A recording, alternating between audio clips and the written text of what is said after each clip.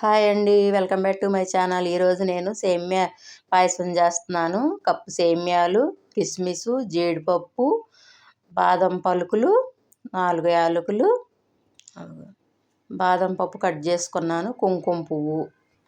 బాండ్లీ పెట్టుకొని పాన్ పెట్టుకొని 2 స్పూన్ల నెయ్యి వేసాను.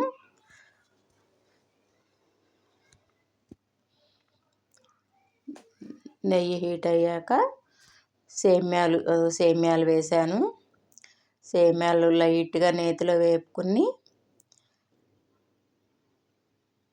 వేగిపోయాయి సేమ్యాలు. పాలు పోస్తున్నాను. 2 కప్పుల పాలు వేయాలి. కప్పు వేసాను, ఇంకో కప్పు వేస్తున్నాను.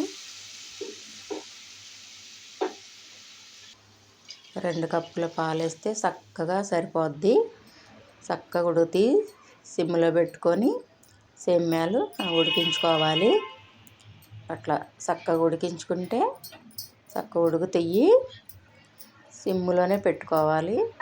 మనం ఎంత కావాలంటే అంత క్వాంటిటీ చేసుకోవచ్చు.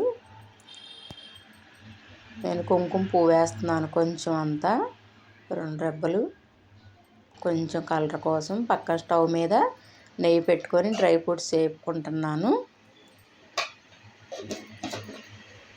నెయ్యి వేసి జీడిపప్పు, బాదం పలుకులు, కిస్మిస్లు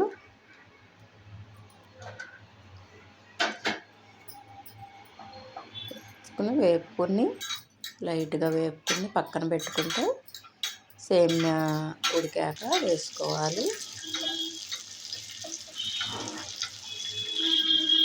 వేగిపోయాయి సేమ్యాలు కూడా, ఉడికిపోయాయి, దగ్గరకు వచ్చేసింది. పంచదార 1/2 కప్పు వేసాను. అరకప్పు సేమ్యాలు వేస్తే 1/2 కప్పు వేసాను. చాలా తక్కువ వేసుకుంటేనే బాగుంటుంది. స్వీట్ తక్కువ ఉంటేనే ఈ సేమ్యా పాయసం బాగుంటుంది. నేను రోట్లో కచ్చాపచ్చాగా నలగొట్టాను. బాదం, జీడిపప్పు కచ్చాపచ్చాగా దంచాను. అట్లా వేసుకుంటే బాగుంటుంది. టేస్ట్ చక్కగా చిక్కగా ఉంటుంది, బాగుంటుంది. అట్లా నలగొట్టి వేసుకుంటే. అయిపోయింది, సేమ్యా రెడీ అయిపోయింది.